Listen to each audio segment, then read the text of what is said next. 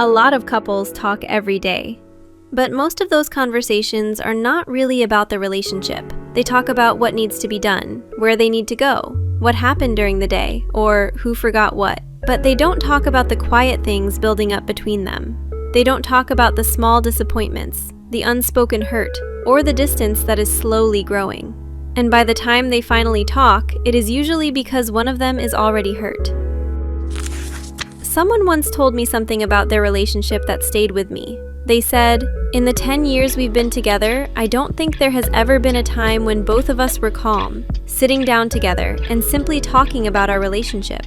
And honestly, I think a lot of relationships are like this. Just think about it for a moment. In many relationships, it feels like there has to be a problem, a disappointment, or some kind of emotional pain before a real conversation finally happens. But by that point, one person is already hurt. They are not just trying to explain something. They are carrying frustration, sadness, resentment, or disappointment, and the other person is not ready for it. So they feel attacked. They get defensive. They respond badly.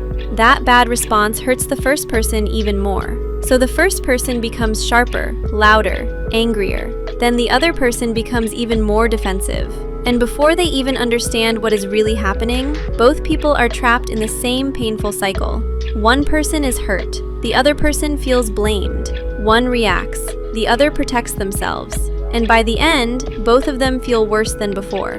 The problem is that many couples never create a calm space for the relationship. They never say, "Let's choose a time each week where we sit down and talk about us." Not because we're fighting, not because something is falling apart, but because this relationship matters.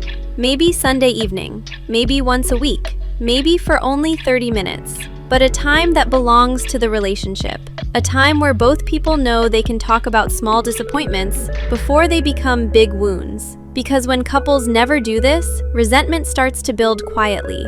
Small things stay unresolved. Little moments of hurt get pushed away. Words that were never said begin to pile up. And over time, that unspoken anger becomes like a concrete wall between two people. It stands between them and the intimacy they used to have.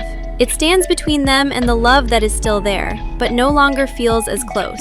And then something strange happens. The argument is no longer really about the thing that just happened. It is not really about being 10 minutes late. It is not really about forgetting to reply. It is not really about a small tone of voice, a messy room, or a simple mistake. Those small things simply become an excuse to release all the anger that has been stored for weeks, months, or sometimes years. So a tiny issue becomes the doorway to a much deeper pain. And that is why healthy communication can not only happen after someone is already hurt. Talking should not only be a reaction to disappointment. It should not only happen during a crisis. In a healthy relationship, talking has to become a habit, a regular habit, a safe habit, a normal part of loving someone. Because the strongest relationships are not the ones where no one ever gets hurt. They are the ones where both people have learned how to talk before the hurt turns into distance. If this video gave you a little more clarity, please like and subscribe. Your support helps us keep creating thoughtful content like this. Thank you for watching.